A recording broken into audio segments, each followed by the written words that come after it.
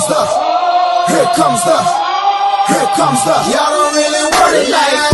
Yeah. Here comes the, no, here comes the, oh, here comes the, y'all don't really want it like that. Yeah. Here comes the. Hello and welcome to the Drop Goal podcast. On today's episode, we are joined by Warrington Wolves rising star. The future of rugby league is none other than Danny Walker. Welcome to the podcast, mate. Nice to be here, mate. Looking forward to it. Yeah, definitely. Right, let's get started. So, in 2017, you started your career at Widnes. Obviously, you're a local lad from Warrington. What was it like pulling on the Widnes jersey for the first time? It felt really good, to be fair, mate. I was at Widnes from when I was 14, just turned 14, my first time there at scholarship, and I've grown to really love the place, and it's still got a big part in the heart as the Vikings, and I wish them all the best. Definitely. And also, considering you're a local lad from Warrington, were there other teams interesting you at the time, and was it the fact that Widnes was so local that made you choose them? There was a couple interested, mate. Warrington was actually one of the teams interested in signing me up. I was on the service area at Warrington when I was about 10 upwards to obviously I left. But obviously it felt right at the time to move on to Widnes. I could see a pathway there Definitely, to get through, and it was a decision that I do not regret, and I'm glad that I did go down that road, and because I learnt a lot, having to travel around the corner to Widnes and on a Monday and a Saturday morning, it was definitely something that I would not change, and Yeah, all good. So you started playing rugby at a young age. When you were younger, did you know that you wanted to be a hooker, or was it a position that your amateur coaches adapted you to? Which hooker? Yeah, go on. Sorry. Go on, mate. Sorry, yeah, go on. And which hooker or player did you aspire to be like when you were growing up? To be honest, mate, believe it or not, I used to be a prop. Oh wow. Yeah. Believe it or not, mate. Yeah. Yeah. I was always quite aggressive when I was younger. And just wanted to run as hard as I could and tackle as hard as I could. I didn't have any what's the word I'm looking for? I just didn't really care about my body at the time, and I'd just give it 110%, and no matter how big we were, I'd take them on. So I was actually a prop when I was younger, and then I never really grew from the age of 4 onwards. So I've always been quite a short ass, and it was one of these decisions of a couple of my coaches, and he decided to throw me in at hooker because, like I say, I enjoyed the physical side of the game, and because I've got 2 older brothers that used to batter me as well all the time. So I've always enjoyed the physical side of it.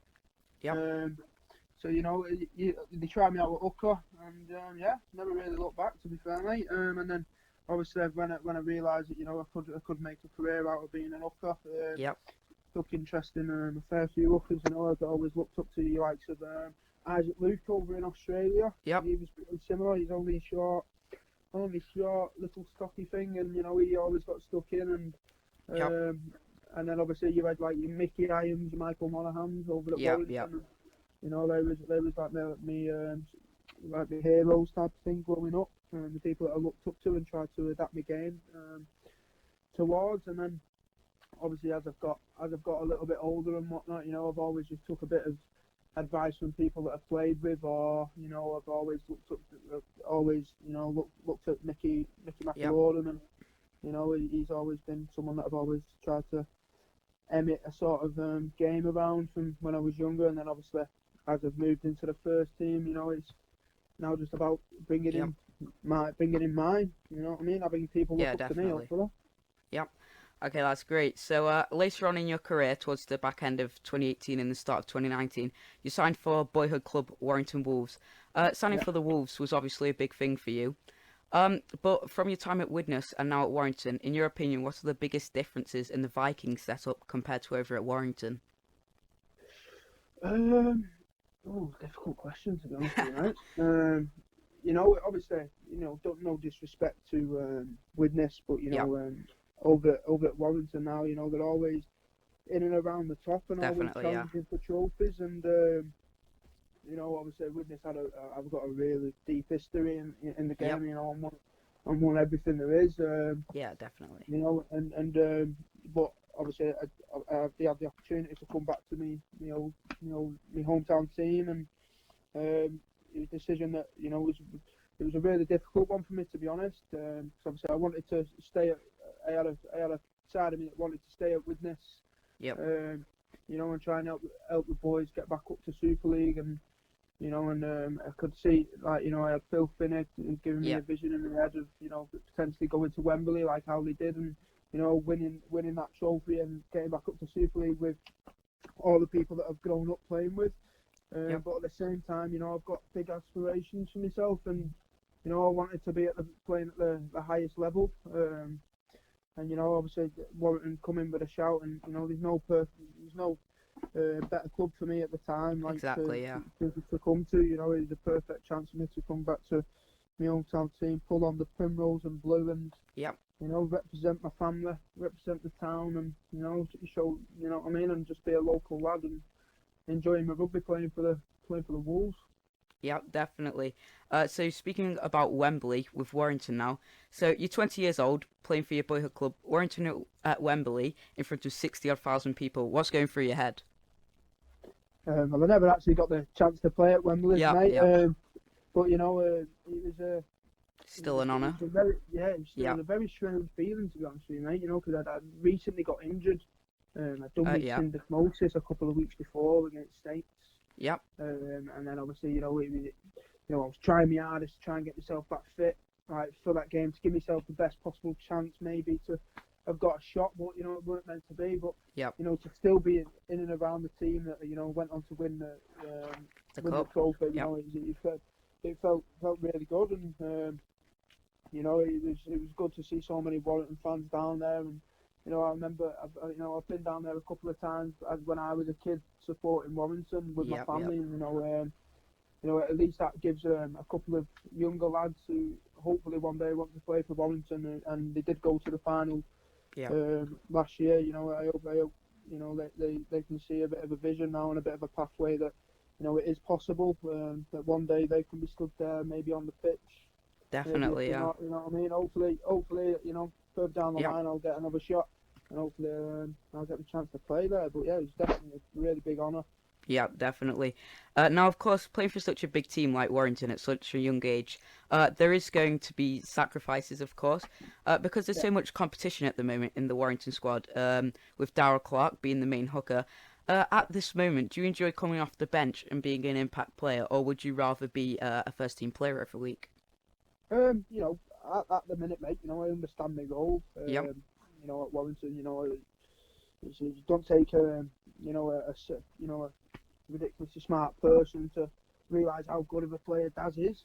Yeah. You know what I mean? So I understand my role at the minute. I understand that Daz is the main man, and I've still got a lot of time ahead of me. Definitely, So for me, in my head, mate, it's just to keep taking every chance as it comes, and hopefully take it with both hands and see what happens. But hopefully in the further down the line, I want to be a starting nine. Definitely, playing week in, week out, playing big minutes week in, week out, and making an impact. That's me, one of my aspirations, definitely. But like I say, I know my role at the minute. Definitely, and I'm enjoying it, to be fair, mate. I'm enjoying it this year. Obviously, until this global pandemic kicked in, I was enjoying it. Yep. Okay, so as a player, sometimes your opinions may be silenced or shared around a lot more than the average person's. What's your thoughts on the Super League's current take on expansion? No, mate, I really agree with it, to be honest with you, mate. A lot of people are very against, obviously, your likes of Toronto, New York's, is it Ottawa who are looking to come in as well. There's a lot of people that are really against it, but I'm all for it, mate. I think having a rugby league team in New York and Toronto and Ottawa and places like that, it's great. It's a very big statement. Yep. Very big statement, I think.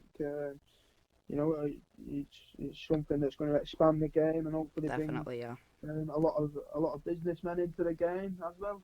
It'll bring hopefully over in America it'll bring that. Yep. You know, and Toronto have had a fair bit of success so far. Obviously, people Yep. will give Toronto a lot of hate, you know, and say that they just bought the league and whatnot. But you know, they've still got you can't just throw a load of really good players together and just Exactly. Yeah. expect them to go out there and win. You know what I mean? It doesn't work. So, you know what I mean? Toronto have done Yep. a really good job, I think, mate. And like I say, I'm all for expansion and making the game of rugby league bigger. Definitely. And staying on the topic of expansion, if a team such as Toronto or newly founded Ottawa or New York offered you a contract over there, apart from family, what would be your pros and cons on a move as big as that? You know, I've never really thought about this, to be honest with you, mate. So you've catch me on the spot here. Yep. You know, but definitely, you know, obviously, if a club like that come in for you, you know what I mean, it'd be Yep. you know, it'd be an honour. Don't get me wrong, but you know, like I say, I'm really happy where I'm at the minute. I'm Yep. really enjoying my time. So you know, what I mean, I'm loving my life at Warrington. Definitely. Yeah. So, but you know, Yep. you know what I mean. You never write off the future. You never know what would happen. Exactly. But, you know, Yeah. there's certainly a lot of stuff that you've got to think about. Obviously, you know, with the Definitely. amount Yeah. of travel. You look at Toronto this year. You know, they've got to do 2 weeks on, 2 weeks off, Yep. or Yep. you know, whatever it is. You know, it's going to take a lot of toll on their bodies, and you know what I mean. It's like I say, Yep. there will be a lot of pros and cons, but that's what I'm limited. Exactly. Yeah. Not really going to think of it until obviously that opportunity come about, because like I say, I'm happy where I am at the minute, right? Yep. Definitely. So in 2018, you played for England Knights. What was it like pulling on the jersey for your country at such a young age? Yeah, you know, it was an absolute honour. Definitely. To be honest, after the year that obviously we had at Widnes, I never really thought that, you know, I'd ever even come into contention. Yep. To obviously get on that plane over to Papua New Guinea and whatnot, but you know, obviously I never played in the first test over there, Yep. and you know, I just said to myself, I'll just dig in for this next week, and Exactly. Yeah. hopefully I'll get my chance. And obviously I got my chance playing in Yep. Port Moresby, you know, the Yep. capital of Papua New Guinea, and you Yep. know, it's certainly a very surreal experience, and not something that if somebody would have said to me 5 years ago that that's what I would have been doing, I wouldn't have believed them, type of thing. Exactly. Yeah.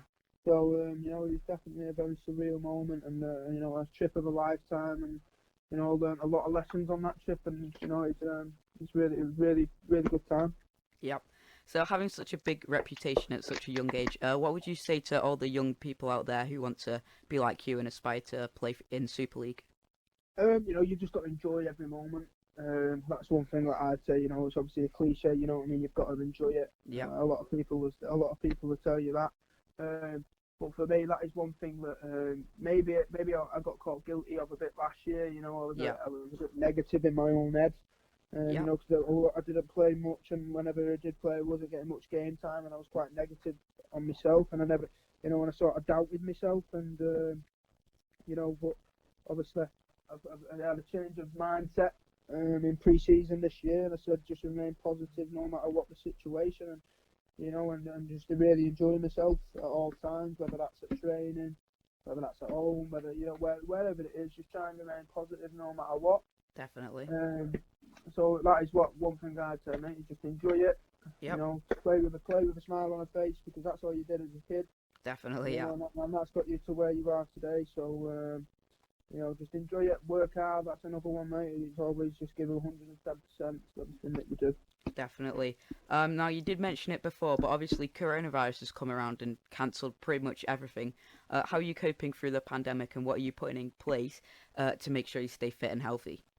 Yeah, so you know, it's obviously a really shocking time, a really scary time at the minute. A scary time.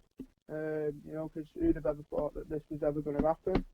Especially in our lifetime, anyway. You know, because I never did. But you know, it's one of them things, mate. It's one of them things. There's nothing that you can do about it. You know, you've just got to put your head down and get on with it. And obviously, it's pretty difficult. Obviously, we're only getting one exercise a day, but you know, a lot of lads over Super League across Super League. Sorry, I've got a lot of training equipment in the back gardens. I'm doing a fair bit of workouts and posting it on social media. Yep. And, a fair few lads are doing a huge amount of running and biking sessions, and that's all you can do really, mate. You've got to you've just got to get on with the situation and take everything in your stride and just try and keep yourself as fit and as strong as possible. For us, whenever we get that call, we're ready to go. Yep. So obviously Warrington won the Challenge Cup last year, but just based on your opinion, would you rather win the Grand Final or the Cup, and why? Me personally. Yep. Me personally, mate. I wouldn't mind both of them, to be honest with you. But, yeah.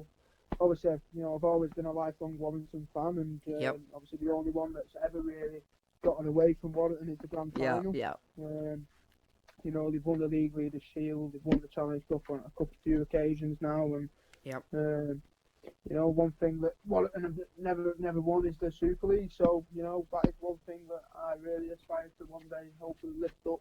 Definitely, in the primrose and blue colours. So yeah, that's one of the ones that I would definitely want to lift up sometime soon. Yeah, definitely. Okay, so we're going to go on a few quick fire questions now.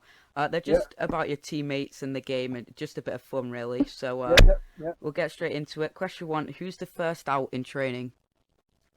First out to go out and train? Yep. Oh, Matty Davis, without a doubt, mate. He gets his boots on and he legs it out to the pitch, and no matter whatever exercise he's doing, he's the first there, no matter what. That's great. Okay, so question 2, who's the joker in the changing rooms? Oh, we've got a few, to be honest with you, mate. There's not many like little pranks going on or whatnot. It's just big characters. Yep. In the group. Deck Patton's definitely one of them. Yeah, definitely. Deck Patton, Tommy Lynham's a bit of a. He's one of his own, Tommy. He's a character. Blake Austin, split personality. 1 minute, he's bubbly, and then the next minute you can't speak to him without biting your head off. Yep. There's a fair few characters. A fair few big personalities in the group. But there's no pranking really going on. Yep. Okay, so question 3. You all rugby players follow a strict training schedule, but who's the first to have a pint after the game? Mike Cooper. Yeah. Okay. Mike Cooper. Yep. Question 4. At half time, if the boys aren't having a good game, who's the biggest motivator? Oh, biggest motivator, mate. I'll tell you something, mate. Ben Curry's definitely up there. He's, for me personally, he's one of the players that he can really get me up for a game, and just the little things that he says to me, before the game. Ben Murdoch is pretty similar. And even Sitter Lefiafawala, like not necessarily like talking at half time or whatnot, but like before the game, just seeing what they do, writing down little things that they always do, like about family and and stuff like that. Just little things like that just really motivates me, just watching them do that. Definitely. Question 5: who's the most serious in the changing rooms? Most serious.